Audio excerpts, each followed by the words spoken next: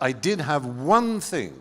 I didn't have sport or music or drawing or anything like that, but I had language. And this is odd because everybody has language. We all have. All of you who are listening to me are using language as much as I'm using it in speaking.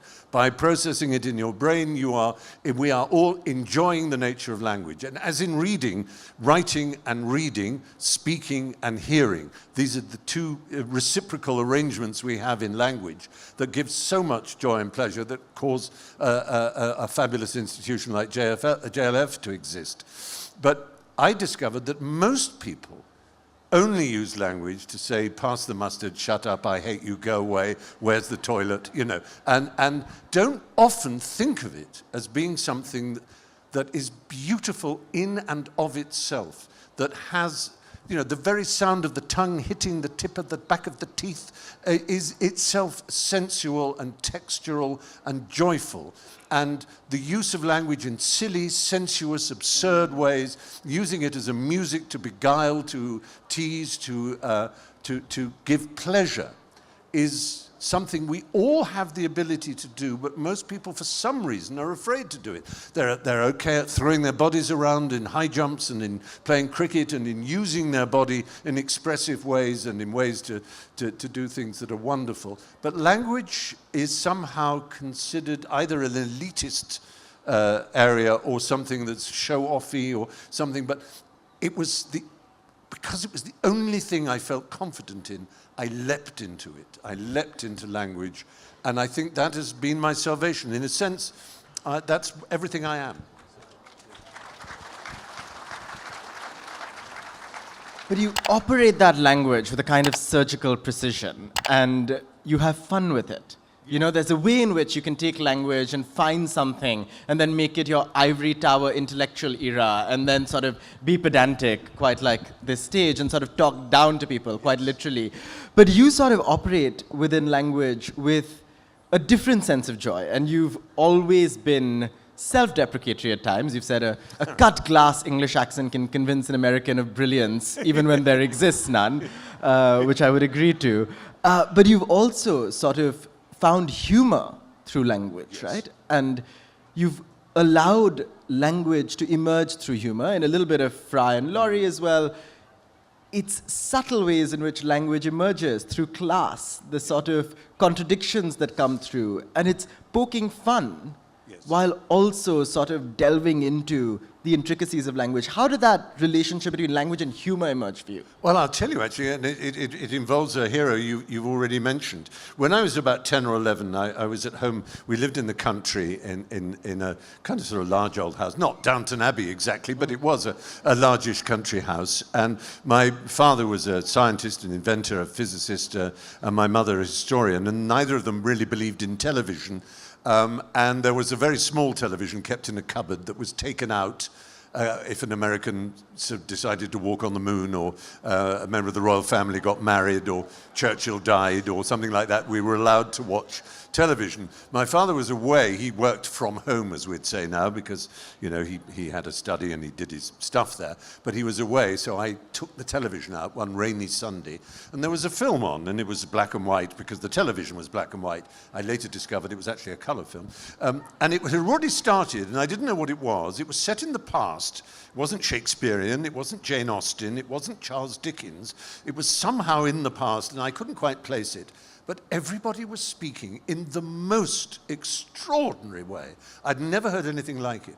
And I remember a beautiful girl sitting at a desk, and a young man knelt in front of her and says, "I hope I shall not offend you if I state quite openly and frankly that you seem to me to be in every way the visible personification of absolute perfection."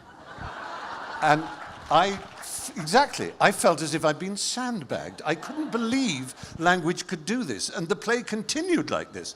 The film continued like this. And I ran to my mother afterwards and I said, Mummy, I hope I shall not offend you if I state quite openly and frankly that you seem to me to be the visible personification of absolute perfection. She said, "What are you talking about?" And I explained what I'd seen. She said, "Oh, that was the film of The Importance of Being Earnest by Oscar Wilde."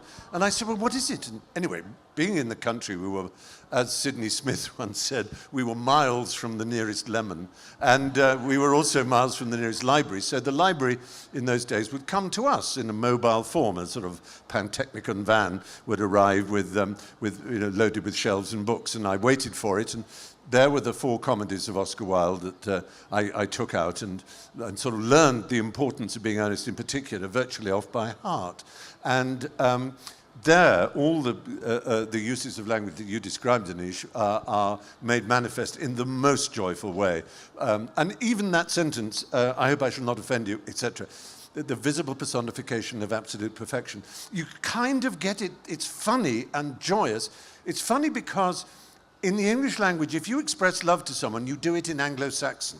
I love you, you're great, you don't say the visible personification of absolute perfection. We leave Latinate constructions to law and technology and so on, but we don't use it for love, which has to be direct and Anglo-Saxon, you're the best, And so by saying that you love someone by saying the visible personification of absolute perfection is preposterous, and yet then itself it's a gift because you have stopped to use language and you've presented someone with this parcel of words that is so exquisite that you cannot but be charmed by it in a way that just saying I love you would never do. Which is precisely what you do, right? Because you're Which is what reading I of do. Wilde, Yes. and your performance of Wilde is excess. You're embracing excess in all of its Nothing beautiful succeeds myriad like forms. excess. Yes. And and what you've made excess into a political act. You live life excessively. With Blackadder, with QI, you're really making excess into something to be celebrated, which is very un-British of you. Yes, I suppose it is. I think I've always believed, and this sounds like I'm sort of being a bit sycophantic of my audience, but I've always believed that the British audience and subsequently the world audience, as I've discovered, is far more intelligent and far more greedy for ideas and knowledge and thought and jokes that exist on a plane of thought and ideas and the life of the mind than people give them credit for. God knows, I love pure slapstick. I love Charlie Chaplin and Buster Keaton. I love, all that kind of silliness is adorable. But I also love things that are on a plane that tickle the mind, and I think an enormous number of people do, and that they're very ill-served.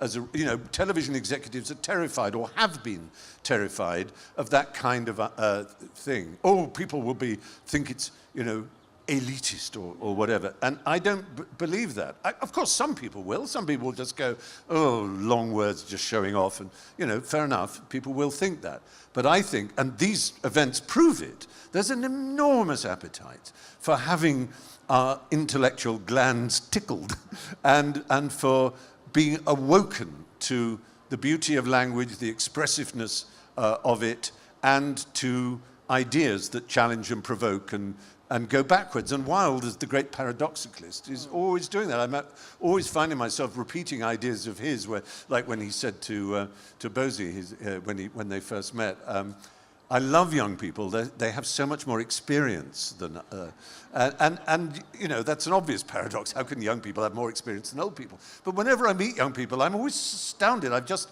been in a production of The Importance of Being Earnest. I played Lady Bracknell for 4 months in the West End. So the rest of the cast were mostly very young, who were playing the young lovers.